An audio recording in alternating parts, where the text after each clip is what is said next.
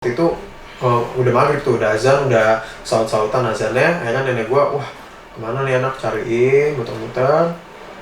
Dan ya itu, ternyata gua sama kakak gua ditemuin di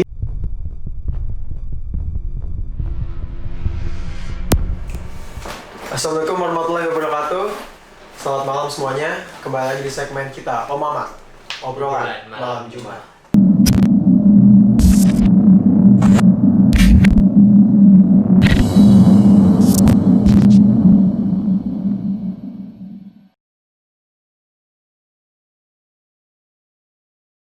Ya teman-teman, di segmen kita pada malam hari ini yaitu Om Mamat episode 1 part 2, kita akan melanjutkan cerita yang sudah diceritakan di episode sebelumnya, di part sebelumnya. Dan langsung saja pada Bapak Yuda. Ya, ini gue mau lanjut cerita lagi ya, yang kemarin tuh dari part 1. Ini cerita gue yang kedua itu gara-gara halu yang dibilang bisa bikin kita gila lah. Itu gue ngerasain itu di pas gue kalau umur lupa gue umur berapa. Itu pokoknya pas gue SMP. Itu kejadiannya, jadi setiap gue ngeliat awan mendung terus angin kencang, nah itu gue halunya itu gue beda lah, penglihatan gue beda sama orang-orang lain. Jadi yang dibilang beda gara-gara mungkin orang ngelihat mendung itu udah biasa ya, mungkin kayak hujan biasa, angin juga angin biasa. Kalau gue itu ngelihatnya tuh mendung biasa itu menurut gue itu gelap kayak hitam gitu. Terus kalau angin itu menurut gue tuh kayak angin topan gitu, pokoknya badai lah. Nah itu kenapa gue bisa kayak gitu, karena kalau dari orang pinter yang istilahnya tuh bisa apa ya dibilangnya ya, bisa nyembuhin gue gitu. Kenapa gue bisa kayak sekarang tuh udah gak takut lagi, karena orang pinter itu. Karena gue dibawa sama orang tua gue ke orang pinter itu, karena gue nggak dibawa ke mana-mana pun gue nggak sembuh gitu, nggak bisa hilang gitu. Gue udah dibawa ke dokter, gue udah apa-apain, itu normal aja. Dan pas gue dibawa ke orang pinter ini, itu gue kaget banget sih. Itu kata orang pinter ini tuh, gue katanya ada yang ngikutin, mau ngajak gue main.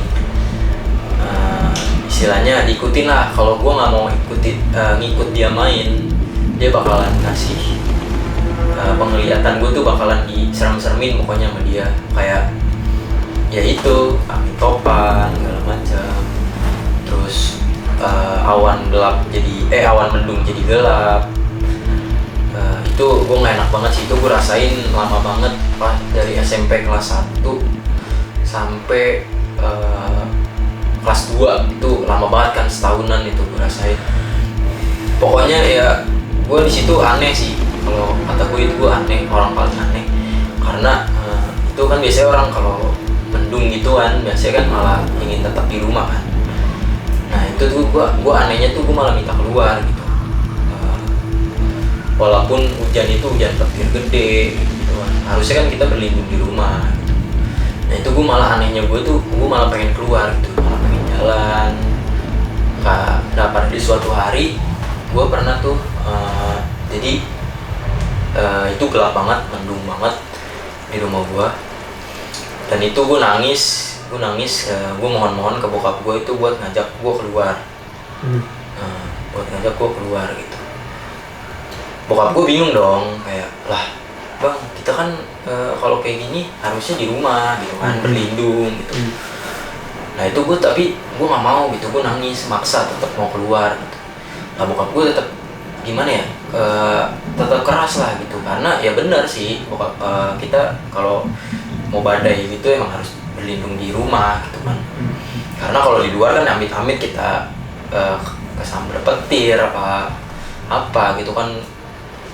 Nah itu gue pengen keluar gitu. Gue malah kalau gue ngerasa ya, jujur itu gue kalau keluar gue merasa lebih tenang. Itu gue nggak tahu ya kenapa, itu gue ngerasa lebih tenang, gue malah bisa tidur gitu. Nah kalau di rumah bedanya itu, gue mau tidur, gue mau istilahnya mau ngumpet gitu, mau menenangkan diri istilahnya kan di kamar gitu, itu gue nggak bisa, kayak nggak tenang gitu, kayak ada yang gangguin lah, ayo harus keluar gitu. Gue kayak gitu. Kalau kan aneh ya, beranggapan orang tuh aneh kayak gitu. Ya sebenarnya kalau bagi gue aneh juga karena kalau lu takut sama yang namanya awan gelap, tapi gue malah pengen keluar. Nah, iya tapi kan itu. sepanjang jalan lu ngeliat awan gelap. Nah, gue anehnya di situ, Rit. Jadi tuh gue kayak apa ya? Jadi tuh kan kita keluar nih, gue keluar bertiga doang naik mobil. Itu gue nggak tahu tujuannya mau kemana, yang penting muter-muter aja tuh keluar. Kayak, nah gue tuh di luar makanya gue nggak ngelihat awan gitu-gitu, gue tidur. Gue tidur tuh di mobil, gue di belakang tidur di gue inget banget masih di pangku nyokap gue tuh. Gue tidur di belakang, tidur aja pakai bantal gitu, gue tutupin mata. Makanya gue dibilang nggak ngeliat. Kalau di luar kan malah harusnya lebih kelihatan kan awan gitu. Nah itu gue tidur tuh sepanjang jalan. Pas gue bangun lebih mungkin lebih mendingan, lebih rada sedikit terang lah, nggak gelap banget. Hujan pun juga udah reda, udah berhenti. Nah itu gue baru ngajak pulang.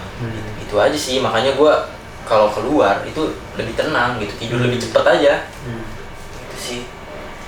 Itu jadi, aneh banget sih. Itu cerita kedua lu tuh ya, tentang pengalaman lu melewati suatu hal mistis yang dimana banyak pertanyaan gitu ya. Dari mulai apakah lu diikutin sama sesuatu kah, atau memang cuma lu berhalusinasi sampai akhirnya membuat lu berpikir jauh-jauh kan pada saat itu kan. Dan yang bikin gue penasaran itu orang pintar itu ngomong, jadi dia tuh nggak bisa jelasin kalau yang ngikut gue tuh apa, nggak bisa jelasin badannya kayak postur badannya segede apa. Jadi tuh dia ngomongnya tuh cuman kayak gelap doang, ngikutin gue di belakang. Itu gue gelap bayangan doang. Jadi dia nggak bisa jelasin seberapa gedenya atau sosok kuntilanak apa. Gendernya pun kita nggak tahu. Gendernya kita nggak tahu cowok apa cewek. Itu di situ penasaran sih. Karena bentuk setan pun kita sampai sekarang nggak tahu. Bisa aja kuntilanak tuh cowok gitu kan. Mungkin bentuknya aja kita nggak ada yang tahu kan, malah mistis kayak gitu. Nah, terus kalau kita bicara tentang makhluk yang ngikutin, sekarang mungkin cerita dari gua gitu ya, tentang makhluk yang ngajak kita tapi kita yang ngikutin gitu. Kan kalau di episode sebelumnya dia diikutin sama sesosok genderuwo. Kalau ini diikutin sesosok bayangan gelap. Nah kalau gua di situ ngikutin setan.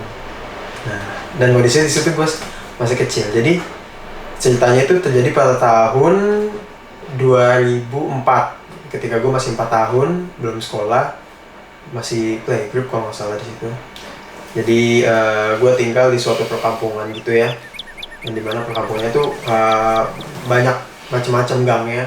Ada gang yang muat mobil, ada gang yang cuma muat motor, sampai ada gang yang cuma muat untuk satu orang pejalan kaki gitu ya. Jadi pada kejadiannya waktu itu pada saat maghrib. Jadi anak-anak gitu ya, anak-anak seumuran gue itu kan pasti siang menjelang malam, sore hari gitu kan pasti main keluar terus ya main macem-macem lah gitu kan, selayaknya anak-anak. Nah otomatis ketika azan maghrib dikumandangkan, malah sebelumnya itu harusnya tuh anak-anak pulang, harusnya dicari sama orang tuanya berapa. Jadi di situ kondisinya waktu itu gue lagi main sama temen gue. Terus ini cerita base dari nenek gue yang ceritain ke gue. Jadi di situ waktu itu gue masih kecil, gue main sama temen gue dan makin sore temen gue udah pulang semua tuh. Sisa gue sama kakak gue di situ.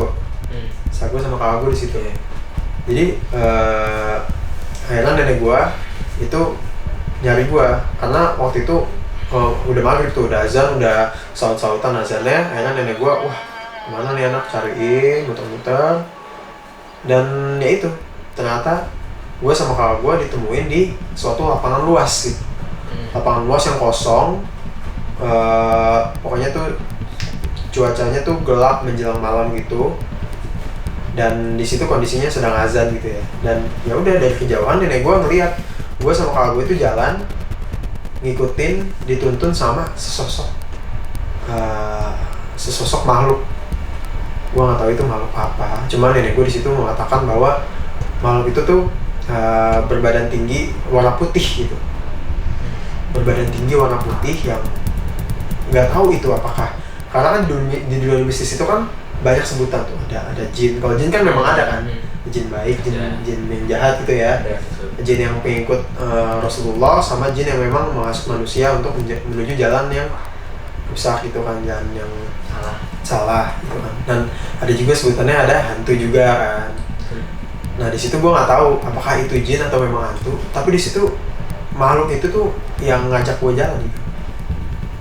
Pokoknya tuh kalau gue gambarkan kata nenek gue ya itu, jadi makhluknya seperti ini, tangannya naik ke atas gini, maju kayak gitu, dan nuntun gue begini kan kecil gitu dituntun.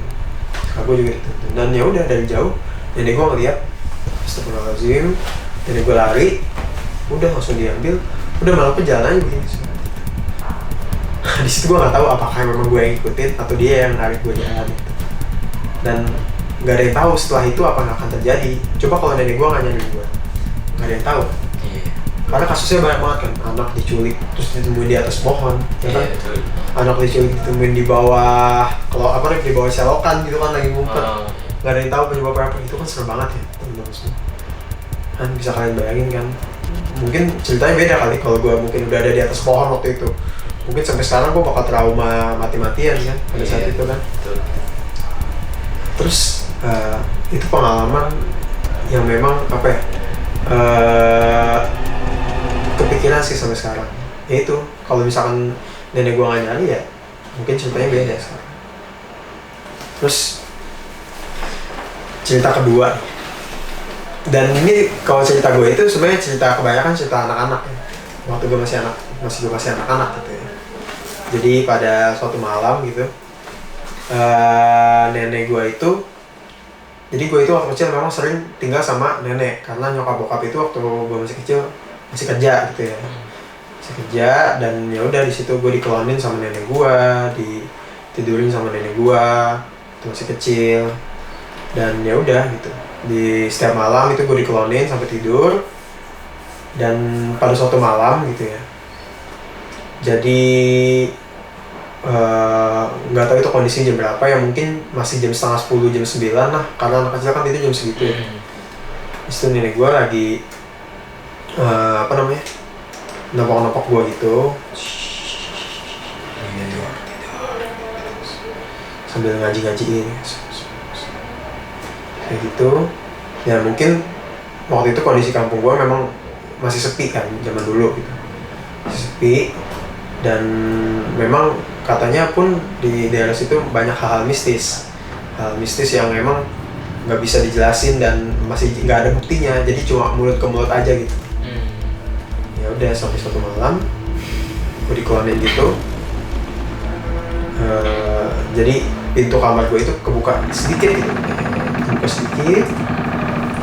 terus nenek gue nggak ngeh atau gimana, pokoknya dia masih ingin gue gitu.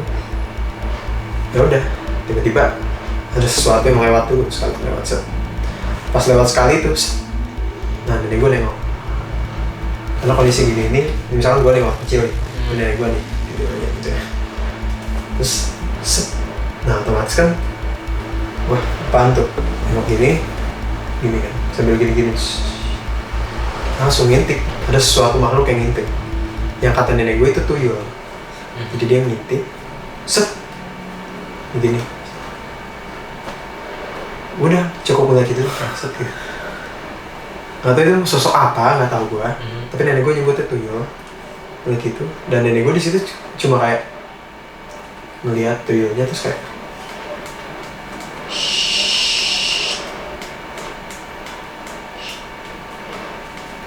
sudah, tuyulnya pergi gitu aja. Iya, mungkin nenek lu juga udah terbiasa kali gitu. Ya mungkin.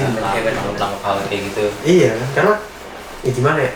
Ya nenek kan pasti apalagi kita gitu ya, generasi kita itu kan pasti lahir tahun 1940-an yang dimana orang-orang Indonesia tuh pada lahir pada saat itu masih percaya sama, apalagi orang-orang Jawa ya. Mungkin Iya, mungkin sampai sekarang masih banyak orang yang percaya sama hal mistis, yang percaya bahwa kita tuh hidup di dunia yang memang upside down gitu. Ada dunia di balik kita gitu yang memang Iya. memperhatikan kita selama ini. Mungkin aja kan ada di situ, mungkin ada di sini. Ada, pasti ada, setiap Ada. rumah pasti ada sih. Setiap rumah pasti ada. Pasti. Macam-macam bentuknya gitu kan. Apalagi kalau mungkin kita punya teman indigo mungkin. Iya benar. Kalau kalian punya teman indigo, coba aja kalian tanya, itu pasti ada satu Pasti dua. ada. Khususnya di toilet itu pasti ada. Pasti. Makanya kan kita dianjurkan untuk membaca doa sebelum masuk toilet, sebelum ngaca, sebelum tidur. Karena kalau kondisi kita nggak bersih, ya dia ada di situ. Ngeliatin kita, mungkin mau menyentuh kita, tapi sungkan. Tapi suatu saat kalau kalian mungkin makin hari makin jauh dari yang namanya kebaikan, mungkin dia dengan gampangnya nyentuh kalian dan ngikutin kalian kemanapun kalian pergi. Benar. Dan sorry ya potong ya. Dan jangan kalian tuh jangan mulailah kalau kayak main ritual-ritual gitu kan, kayak pemanggilan setan, main jalangkung gitu. Kalian jangan main deh namanya hal-hal spiritual tuh, kayak contoh pemanggilan setan gitu, kayak contohnya tuh kayak jalangkung, main jalangkung, terus kayak di luar negeri gitu kan, kayak Bloody Mary, terus ada juga tuh Ouija, ya kan? Itu apa sih namanya, hal negatifnya tuh gede banget, pokoknya buat kalian tuh gede banget di situ. Kalau kalian nggak bisa kontrol kan segala macem, itu nanti kena juga ke kalian kan, bisa aja kalian amit-amit dikasih lihat wujudnya, terus kalian juga jadi kebuka kan mata batinnya segala macem kan, nggak ada yang tahu kita. Karena hal-hal kayak gitu tuh sensitifnya setengah mati. Iya benar. Dan banyak juga selain permainan gitu. Dalam hidup ini hal-hal mistis yang dimana dibuat-buat sama orang, kayak contoh dukun kan. Sampai sekarang masih ada loh dukun. Masih ada dukun. Orang yang benci sama orang gitu kan, beli obat lah atau santet gitu. Karena ya itu hal sensitif banget. Ya nggak bisa kita telan mata-matang gitu apa yang kita. Pokoknya kalau hal-hal kayak gitu jangan pernah kalian pikir sepele. Karena hal kayak gitu tuh ya cukup kita percaya aja udah gitu. Kita kalau kita pengen lihat, kita nggak bakal dikasih lihat. Kita pasti bakal dikasih lihat ketika kita lagi nggak mau lihat. Jadi kayak tiba-tiba aja gitu kita ngeliat sesuatu yang dimana kondisi kita mungkin lagi ngedown, lagi sakit atau gimana, jadi tambah sakit.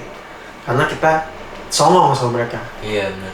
Ya songong sama mereka. Jangan, pokoknya intinya tetap percaya sama Tuhan kita masing-masing. Dan ya jangan aneh-aneh lah sama makhluk lain di dunia ini, jin, setan gitu khususnya. Lagi nggak mengganggu lah. Iya, sering nggak mengganggu. Makanya kita ketika pergi ke kuburan, lewat kuburan kita kan assalamualaikum gitu, misi gitu. Karena ya itu, karena banyak makhluk-makhluk yang gimana gak ada yang tahu gitu mereka ngapain. Iya betul. Apalagi permainan gitu. Mungkin dari Bapak Ilham ada cerita sih Pak. cerita. Menurut saya sih itu paling serem banget ya. Waktu itu sih di sebuah mall di Jakarta lah, sebut saja PIM. Oke. Sekitar jam 11-an gue pengen pulang kan. Tau lah PIM 1, PIM 2 kan tuh harus lewatin lorong dulu tuh. Iya. Nah, Sky. pas di lorong tuh Skywalk. Iya itulah bahasa Indonesia. Iya. Di lorong gelap tuh, terus gue ngeliat satu ada di ujung tuh kayak ada orang satu gitu. Terus kayak gue takut ya kan, tapi emang motor gue di sono parkirannya kan.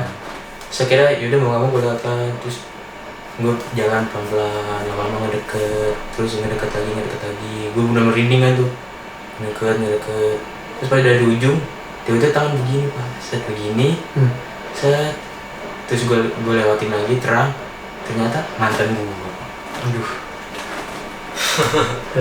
Tuh hal terserem gue sih, tuh mantan gue. Apalagi mantan guys ya, macam-macam. Serem banget sih, serem banget. Yang mantan ya macam-macam. Karena mantan itu mengancam macam-macam. Nah, mantan mengancam macam-macam.